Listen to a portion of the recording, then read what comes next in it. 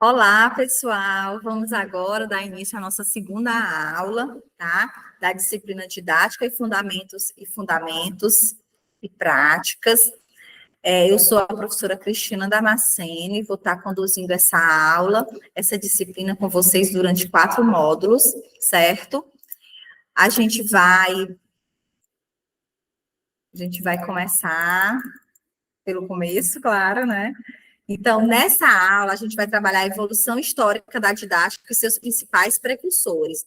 Quem são as pessoas, quem são os teóricos que falam sobre essa didática, né, sobre esse pensamento didático, como que ele se apresenta dentro do espaço do fazer pedagógico, tá? É disso que a gente vai tratar na aula de hoje. Então, nós vamos estar falando sobre a história da didática, né? Por isso a evolução histórica, o aparecimento, aí como que surgiu o ensino, né? O ensino, mas o ensino de forma sistematizada, certo? O ensino de maneira que a gente tem hoje,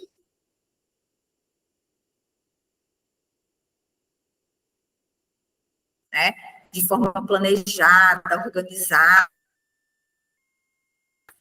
A gente precisa entender que essa instrução, né? Porque antes de Comênios, que nós falamos na aula passada, nós já tínhamos escolas, nós já tínhamos universidades, mas essa educação ela acontecia sem muito planejamento, sem uma estrutura organizacional que se repetisse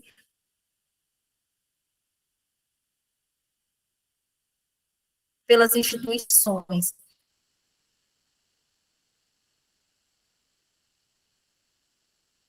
porque não havia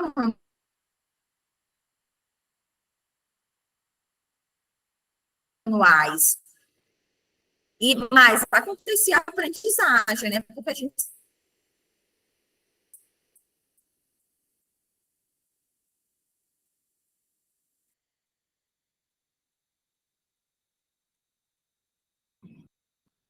E aí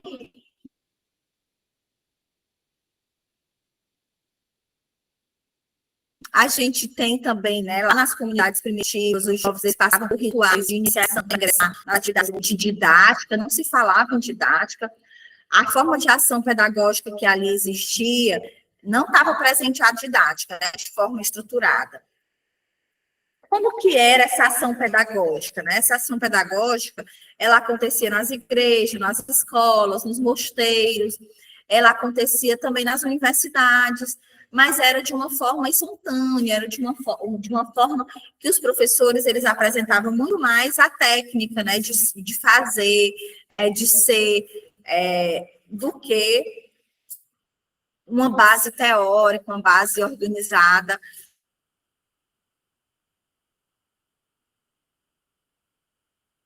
de pensamento concreto da disciplina ou do fazer de cada uma dessas disciplinas, né? Então, só no século XVII que vai aparecer a didática, né, com Comênios, a didática como teoria do ensino, a didática como a sistemática, com esse objeto de estudo que é o ensino, né, trazendo essa sistematização. E essa sistematização, ela vai acontecer, né, dentro de um universo, dentro de um campo em que a gente tem a teoria, né, aí a teoria advinda da psicologia, a sociologia,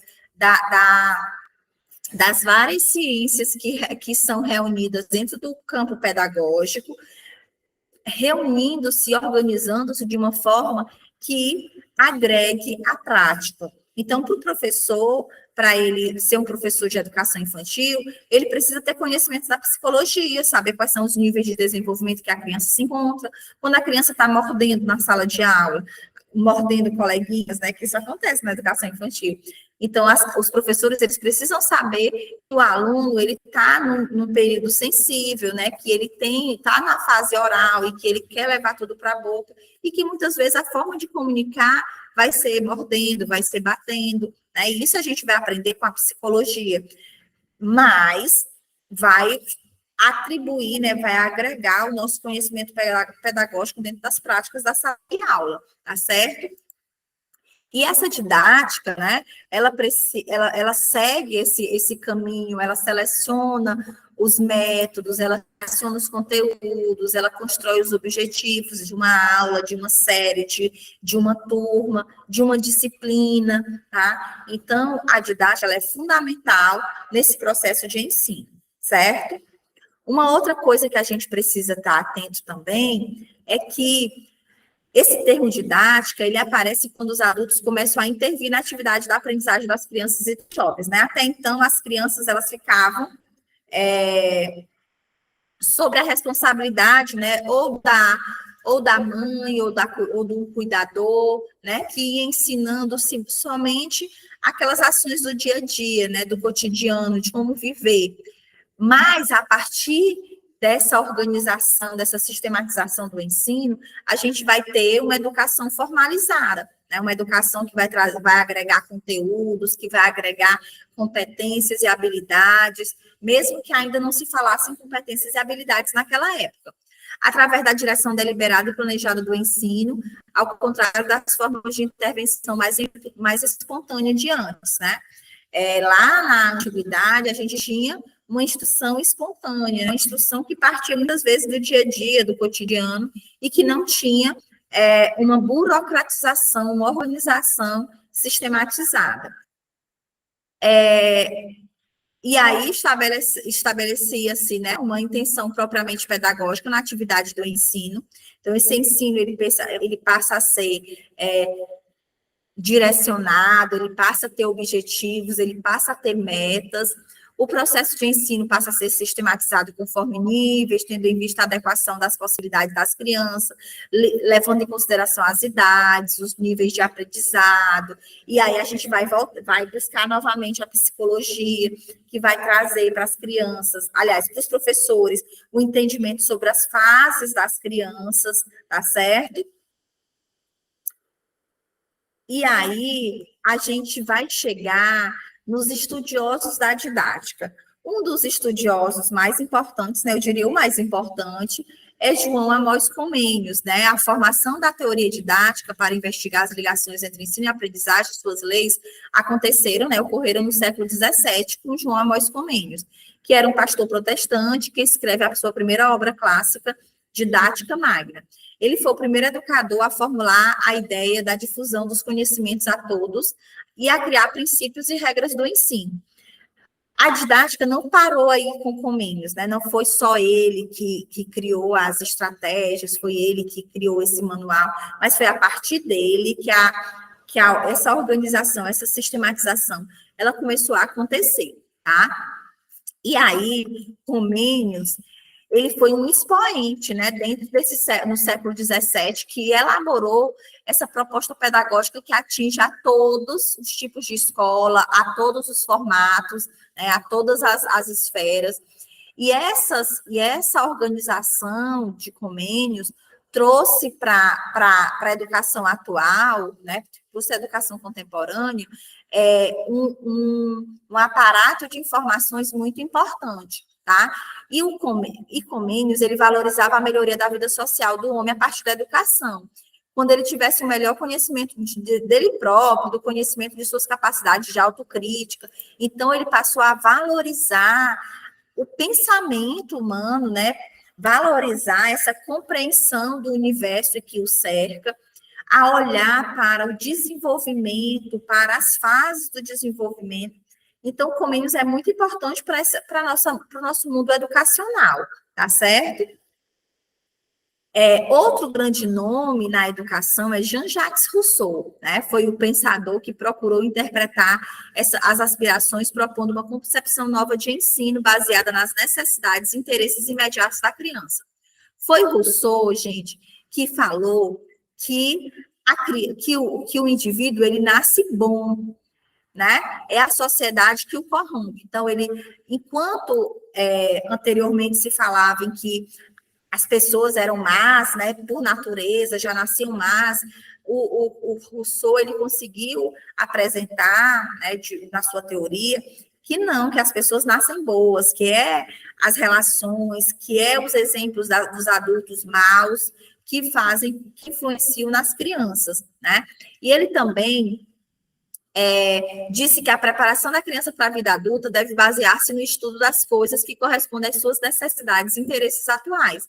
E esses interesses são interesses de criança, né? Então, o Rousseau, ele passou a olhar para a infância, diferentemente dos outros estudiosos, dos outros que existiram antes dele, né? Que olhavam a criança como um adulto em miniatura, tá? O Rousseau, ele rompe com essa ideia, né? Ele rompe com essa ideia de que a criança já era um ser que tinha um pensamento adulto, mas que ele tinha um universo próprio, né? Que ela tem um universo próprio que precisa ser desenvolvido e que precisa ser mediado por adultos que apresentem o bem para que ela faça o bem, tá?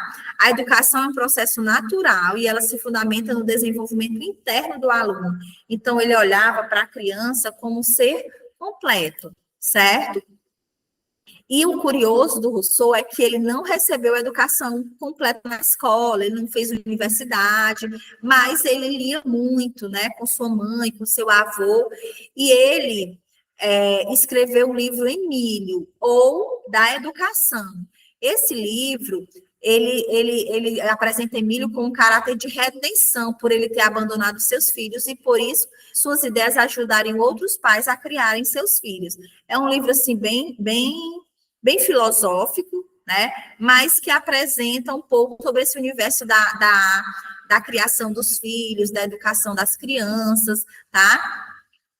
E o Rousseau, como filósofo, né, ele pregou que cada fase da vida tem a sua existência própria e que contribui para a compreensão do método de que o método da natureza vale para todas as coisas e disse que não deveria se estabelecer um modelo quando se lida com a educação de crianças, né? Ao mesmo tempo que ele defende, né, o desenvolvimento, as fases de desenvolvimento, a importância de se olhar para essas fases de desenvolvimento, ele fala também que a gente precisa seguir, né,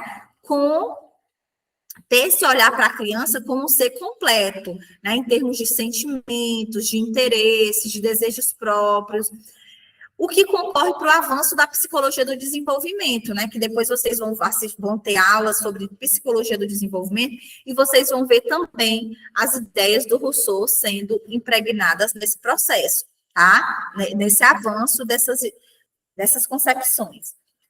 Outro grande nome é Henrique Pestalozzi. Henrique Pestalozzi viveu e trabalhou até o fim da vida na educação de crianças pobres em instituições dirigidas por ele próprio. Atualmente existem várias fundações Pestalozzi pelo mundo inteiro, tá? Que trabalham principalmente com pessoas com deficiência, com pessoas em vulnerabilidade social. Ele deu grande importância ao ensino como meio de educação e desenvolvimento das capacidades humanas, como cultivo do sentimento, da mente e do caráter. Para Pestalozzi, ele dava importância ao método intuitivo, nessa ideia de observar as coisas, de aprender pela observação, de aprender pelo silêncio, a capacidade da linguagem através da qual se expressa em palavras os resultados das observações, era o que caracterizava para Pestalozzi o conhecimento, né? O indivíduo, a criança, ele aprende observando, estando atento, né? Então, esse olhar intuitivo é algo que foi construído a partir das ideias do Rousseau, né? De que a criança é capaz de aprender, de que a criança está numa fase sensível para o aprendizado, tá?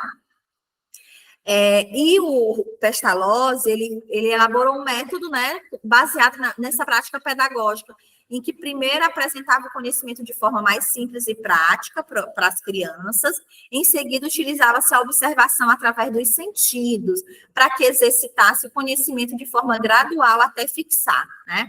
Então, esse conteúdo ele é apresentado de uma forma prática, organizada, e depois as crianças, o aluno, de uma forma geral, ele vai fazer observações, né? Através dos sentidos, através do olhar, da escuta.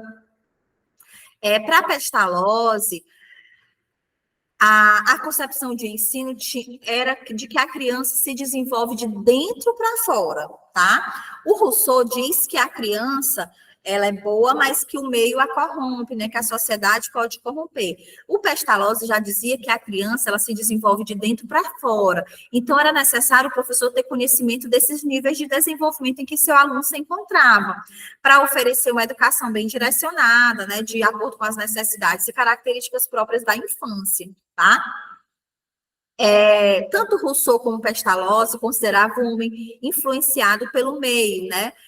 Que o homem, quando ele era influenciado pelo meio, ele era prejudicado no seu crescimento natural, tá? Então, essa questão, por quê? Porque esse desenvolvimento, esse conhecimento de dentro para fora, mostra que o aluno, né, ele nasce bom, né? Ele tem um bom pensamento, ele tem os sentimentos bons, e que a gente precisa estar atento para não modificar esses sentimentos da criança. Então, se você olhar para uma criança, o que ele faz? Às vezes ele se desentende ali com o coleguinha, mas ao mesmo tempo ele vai lá, abraça o coleguinha, ele dá um pedaço da maçã para o coleguinha, né? Ele não tem o sentimento de raiva, de rancor, de maldade. E aí era disso que o Pestalozzi falava, né? Sobre esses sentimentos, sobre essas relações do aprender de dentro para fora, tá? Dentro da didática, a gente ainda tem, lá no século XIX, um outro estudioso, que foi Frederic Herbert, tá? Que destaca-se no plano didático por defender a ideia da educação pela instrução. O Herbert, né? Ele criou, né?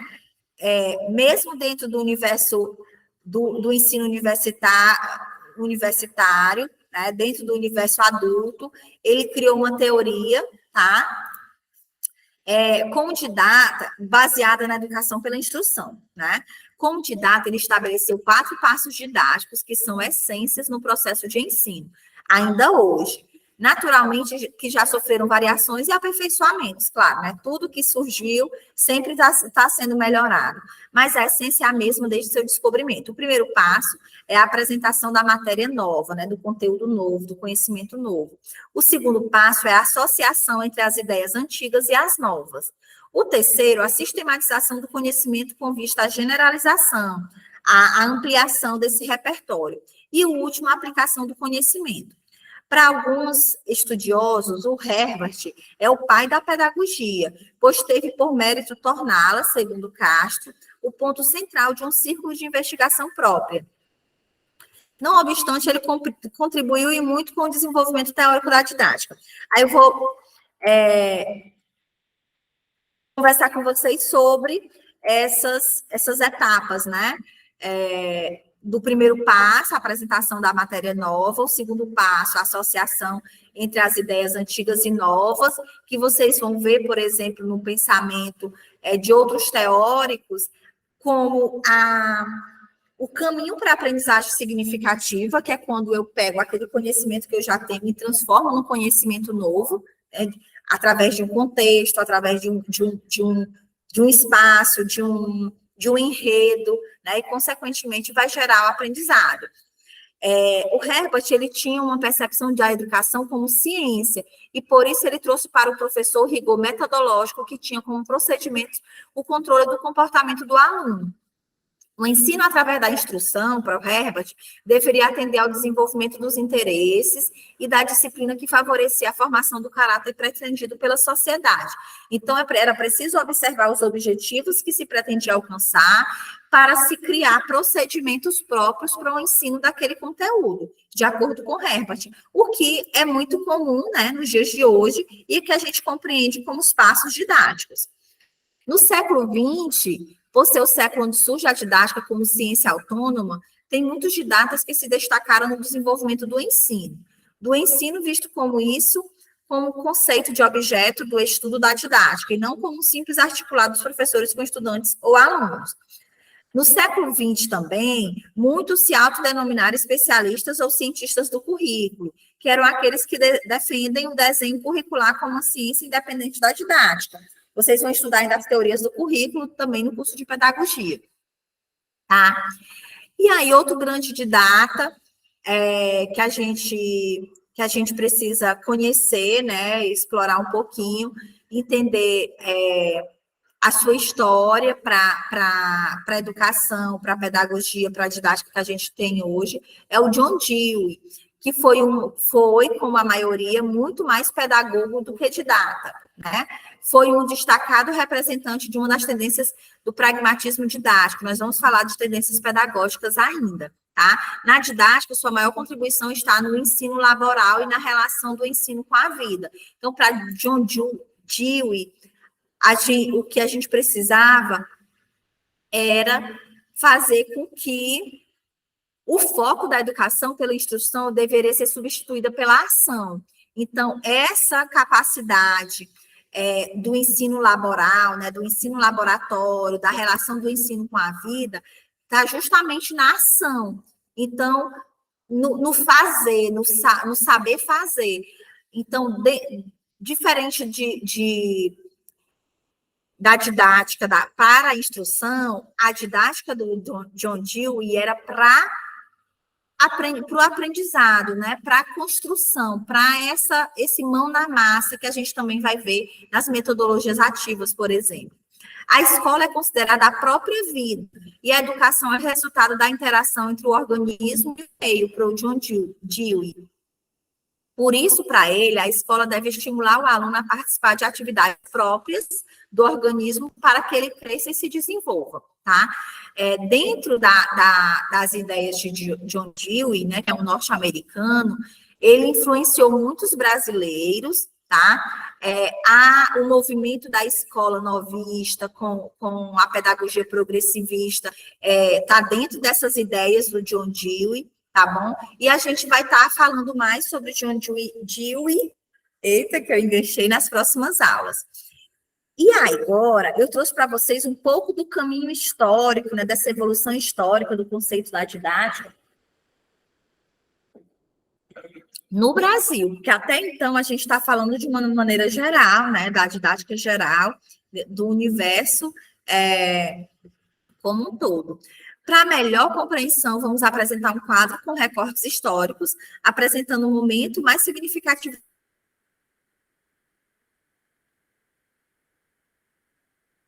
da didática no Brasil, em vários momentos. Para vocês um quadro bem selecionado, para que possa ficar claro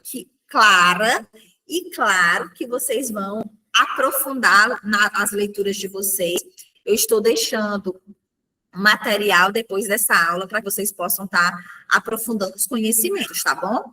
Então, dentro da história do Brasil e da história da educação, a gente vai ter ali no primeiro momento brasileiro o Brasil colônia, né?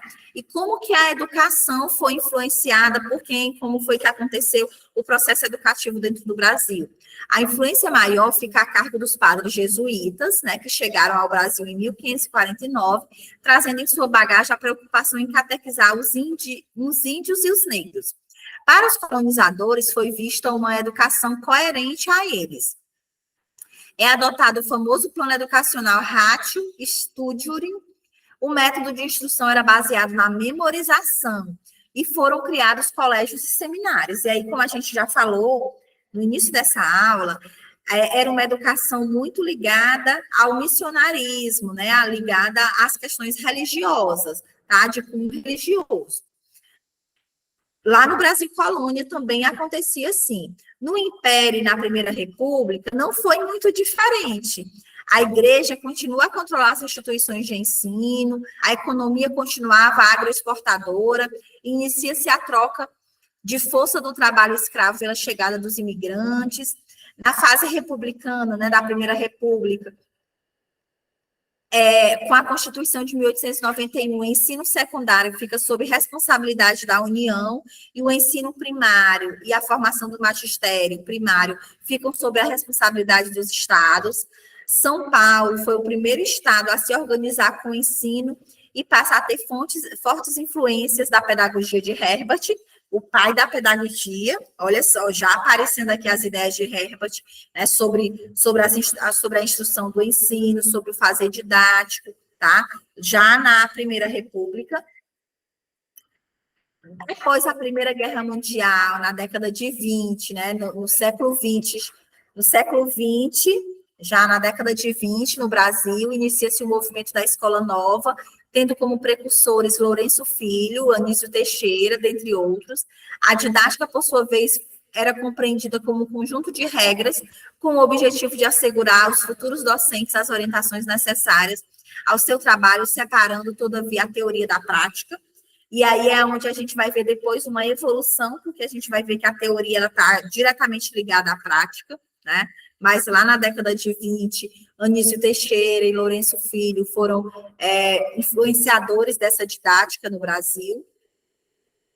A educação na construção da nova fase da educação e a construção da concepção de didática. Na década de 30, 1930, foi criado o Ministério da Educação e Saúde Pública. Em 1932, foi lançado o Manifesto dos Pioneiros da Escola Nova no Brasil, em defesa de uma educação gratuita e pública, porque até então só quem tinha educação eram os filhos dos ricos, né, os filhos dos políticos. Então, essa defesa da educação gratuita e pública aconteceu como o Manifesto dos Pioneiros da Escola Nova. Na Constituição de 1934, foi elaborado o primeiro Plano Nacional de Educação, que supervisionasse e coordenasse as atividades de ensino em todos os níveis. Houve também a criação do INEP, né, que a gente tem até hoje, que é o Instituto Nacional de Estudos Pedagógicos, que foi coordenado por muitos anos pelo educador Anísio Teixeira.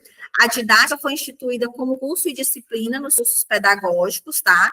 Na década de 60, surge o método do Paulo Freire, onde as experiências de alfabetização com adultos são introduzidas, mas acaba sendo destruído pelo golpe militar.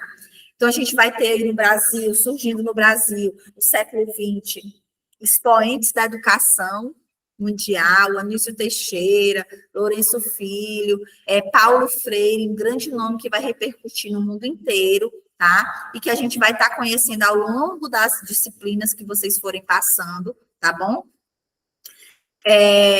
A gente teve também a didática dentro do golpe militar, né? Dentro do regime militar brasileiro. Após o golpe militar, a educação passa para as mãos da Segurança Nacional. Entre os anos 60 e 68, inicia-se a crise da pedagogia nova. A gente vai estar vendo as pedagogias nas tendências pedagógicas, tá? É uma aula que a gente vai ter nessa disciplina. O novo comando do país passa a utilizar-se da pedagogia tecnicista, que a didática passou a ser compreendida como estratégia para o alcance dos produtos do progresso de ensino-aprendizagem. O educador o educando deixa de ser o centro do ensino, lugar que passa a ser ocupado pelas técnicas, né? A pedagogia tecnicista, ela dá valor à técnica, à prática, das ações, da profissionalização, né? A gente vai ter um ensino técnico muito forte depois do regime militar, a criação de escolas técnicas pelo Brasil inteiro, tá? Nessa forma, o conteúdo da didática fica restrito à organização racional do ensino, sendo que é o processo que define o que os professores e os alunos devem fazer, quando fazer e como fazer. Era mais ou menos uma receita pronta, né? Não existia possibilidades do professor avançar ou do professor diminuir o nível da turma. Tudo tinha que ser colocado em prática de acordo com o que o sistema de ensino apresentava, tá?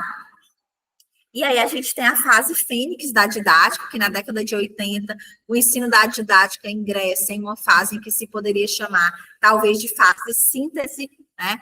Que a professora Vera Kandal, em um seminário intitulado Didática em Questão, realizado na PUC, teve como objetivo central promover uma revisão crítica do ensino da pesquisa da didática.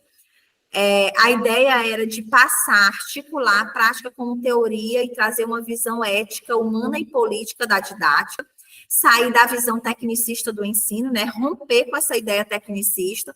O professor e o aluno saem daquele engessamento e iniciam um processo de formação do homem com relação à sua realidade. E aí a gente tem atualmente as perspectivas renovadas, né, uma perspectiva mais crítica. Para a atualidade, a didática deixa de ser um mero elemento técnico, ela tem a função de esclarecer o papel sociopolítico da educação, da escola e, mais especificamente, do ensino e da aprendizagem, de acordo com os pressupostos de uma pedagogia transformadora. É o de trabalhar e ir além do ensino de métodos e técnicas, procurando associar escola, sociedade, teoria, prática, conteúdo, forma, técnico, político, ensino, pesquisa, professor, aluno. Então, essas relações dialógicas, elas vão ser fundamentais na perspectiva atual da didática, certo? Então, a gente conclui aqui, caro aluno, que podemos compreender que a didática segue seu percurso, dando possibilidades de mudanças, não se mantendo engessada no processo de ensino-aprendizagem. Né? A gente pôde perceber ao longo das eras, né, ao longo das décadas, o quanto que a didática evoluiu no seu pensamento, e evoluiu para onde? Evoluiu para quê? Justamente para a compreensão desse novo homem, desse novo mundo, dessa nova sociedade que a gente tem e que, consequentemente, precisa de uma nova didática, de novas ações, de novas estratégias para ensinar, né?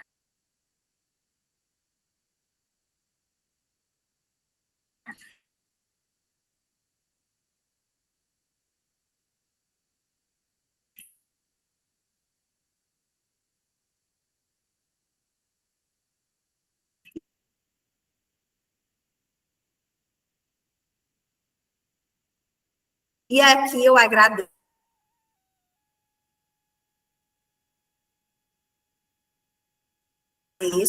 tá? Obrigada por você que ficou até nesse momento.